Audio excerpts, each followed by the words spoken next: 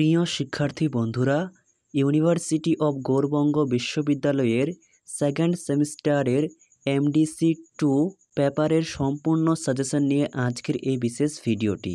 অর্থাৎ যে সমস্ত শিক্ষার্থীরা ইউনিভার্সিটি অব গৌড়বঙ্গ বিশ্ববিদ্যালয়ের অধীনে বিভিন্ন কলেজগুলিতে সেকেন্ড সেমিস্টারে পড়াশোনা করছো, তোমাদের সেকেন্ড সেমিস্টারের MDC 2.8 অর্থাৎ আন্ডারস্ট্যান্ডিং গান্ধী অ্যান্ড আম্বেদকর এই পেপারটির সম্পূর্ণ সাজেশন উপস্থাপন করা হয়েছে আজকের এই ভিডিওটিতে।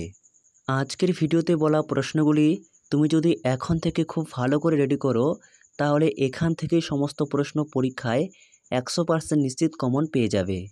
তোমাদের পরীক্ষা মোট 40 নম্বরের হবে এবং পরীক্ষার সময় থাকবে 2 ঘন্টা। নম্বর বিভাজন অর্থাৎ পরীক্ষায় কত নম্বরের প্রশ্ন থাকবে।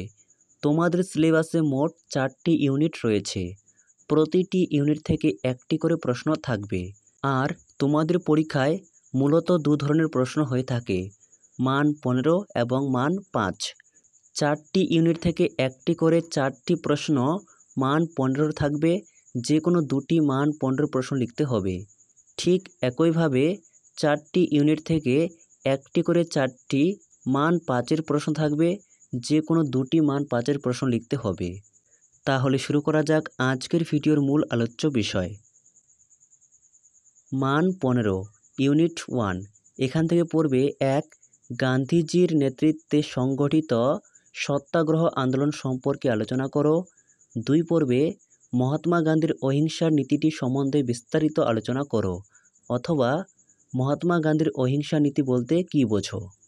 এই 2টি প্রশ্নের মধ্যে থেকেই তোমরা একটি প্রশ্ন পরীক্ষায় কমন পেয়ে যাবে। এরপর ইউনিট 2 থেকে মান 15 জন্য পড়বে 1. মহাত্মা গান্ধীর স্বদেশী কী, বিভিন্ন প্রকার স্বদেশিকতার পরিচয় দাও। 2. স্বরাজ সম্পর্কে গান্ধীজির ধারণাটি বিশ্লেষণ করো। 2টি প্রশ্নই গুরুত্বপূর্ণ। এরপর ইউনিট 3 এখান থেকে মান 15 জন্য পড়বে 1. দলিত আন্দোলন সম্পর্কে বিস্তারিত আলোচনা করো। 2. সমাজ সংস্কারক হিসেবে আম্বেদকরের অবদান আলোচনা করো। 3 পড়বে ভারতের সংবিধান প্রণয়নে আম্বেদকরের অবদান আলোচনা করো। 4 নম্বর আম্বেদকর এবং অস্পৃশ্যতা সম্পর্কে বিস্তারিত লেখো। এই প্রশ্নটি খুবই গুরুত্বপূর্ণ। 5 পড়বে সামাজিক পরিবর্তনের হাতিয়ার হিসেবে ভারতীয় সংবিধানের গুরুত্বটি আলোচনা করো। এরপর ইউনিট 4 এখান থেকে মান 15 জন্য পড়বে 1.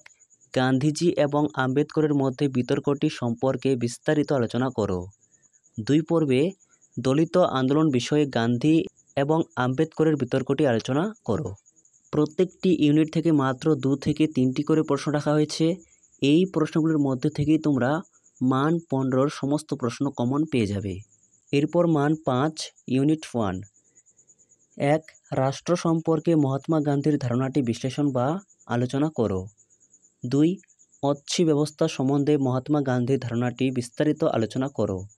3 পর্বে ধর্ম ও রাজনীতি সম্পর্কে গান্ধীজির চিন্তাভাবনা বা ধারণাটি আলোচনা করো। এরপর ইউনিট 2 মান 5। 1. গান্ধীজির দর্শন বা দার্শনিক চিন্তাভাবনাগুলি আলোচনা করো। 2 পর্বে অস্পৃশ্যতা এবং বর্ণ বৈষম্য সম্পর্কে আলোচনা করো। এরপর ইউনিট 3 1. দলিত শ্রেণীর অধিকার রক্ষায় আম্বেদকরের অবদান আলোচনা করো, খুবই গুরুত্বপূর্ণ। 2 পর্বে হিন্দু কোড বিল সম্পর্কে আম্বেদকরের ধারণাটি আলোচনা করো, এটিও গুরুত্বপূর্ণ। এরপর ইউনিট 4 এখান থেকে মান 5-এর জন্য পড়বে 1.